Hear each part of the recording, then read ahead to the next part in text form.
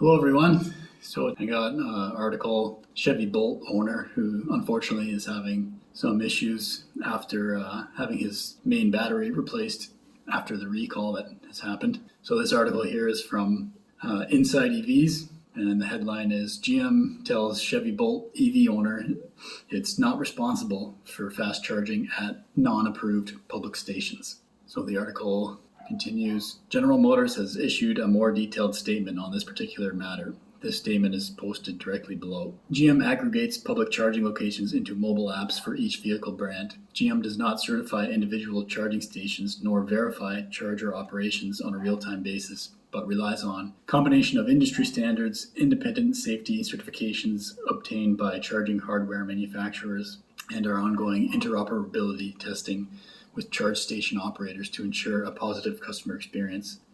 The advisor misspoke in this case, and our customer care team is in contact with the customer. So Chevrolet is recalling every 2017 to 2022 Bolt EV and 2022 Bolt EUV to replace their batteries due to an issue that has resulted in several fires. For one owner, that recall process might be causing additional headaches. The owner alleges that after getting the new pack, his 2021 Bolt EV no longer supports DC fast charging. This person has taken it back to the dealer at least twice, and the technicians claimed that the chargers he was using were actually the problem. The owner went on to the Chevy Bolt EV owners Facebook group in hopes of finding a solution. Chevrolet also responded to him on Facebook. In part, the automaker's social media team said, after discussing the situation, the dealership informed us that after diagnosing the vehicle, they determined that the vehicle works when using a GM-approved charger at both your home and at a certified GM dealership. Please know, as this situation is only happening when attempting to use public chargers, GM is not responsible for charging concerns when using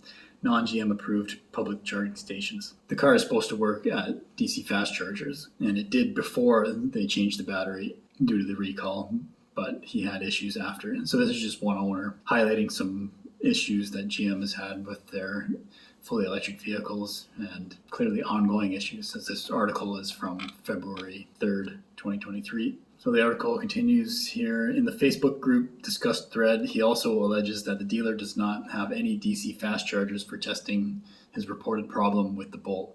Data from PlugShare indicates that there's only a level 1 or 2 charger there, not a DC fast charger. Conceivably, this means one system could be functional and the other could be broken. Electric vehicles have separate ways of charging depending on whether it's the charger is supplying DC direct current or AC alternating current. If it's alternating current, there's an onboard inverter that switches it to direct current to charge the battery.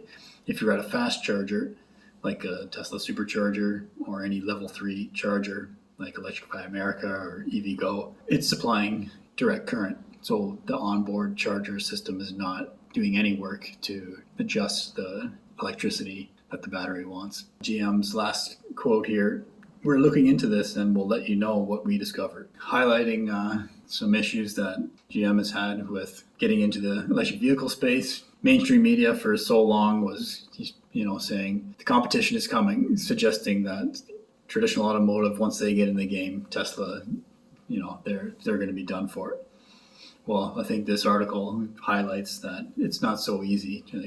Yes, they're good at manufacturing internal combustion engine cars, but manufacturing a fully electric vehicle is a whole new ballgame, and it's going to be, in my opinion, they're going to have a very tough time making the switch over, as they have two balls to juggle at the same time. They got to manage their internal combustion engine side of the business and wind that down at the same time ramping up the electric vehicle side.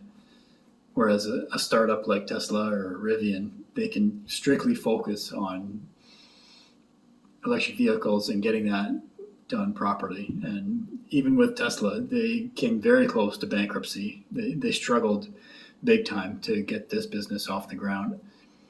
So if you're in a traditional automotive company who is going to have to go through that struggle as well, at the same time trying to manage the ramping down of your internal combustion engine business, it's going to be really tough. So, like I said, for years they said the competition is coming. Well, here's an example from GM of that competition where they recalled every single electric vehicle they made, and then even when they got it back, some people are having issues. Yeah, if you want to wait for your favorite car brand that you've trusted for years to make a good electric vehicle, I think you're going to be waiting a long time. However, if you want to get an electric vehicle that is going to be reliable now, like it won't be perfect, but if you want the best electric vehicle right now, I would say go with a Tesla.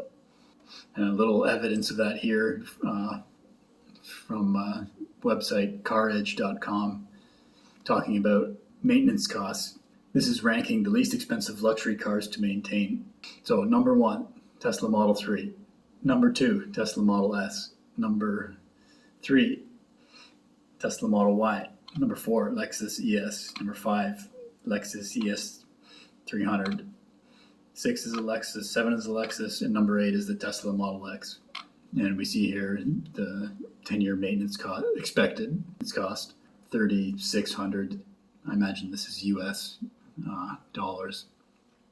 Now that's going to vary. Some people might get unlucky and they have to pay more, or you might get lucky and pay less than that over time, because it mentions here the predicted probability of major repairs. So they're making projections of what you might have to repair over that time.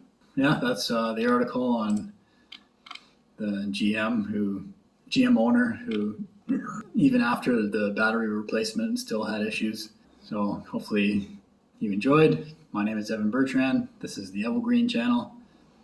Please like and subscribe. Thanks for watching.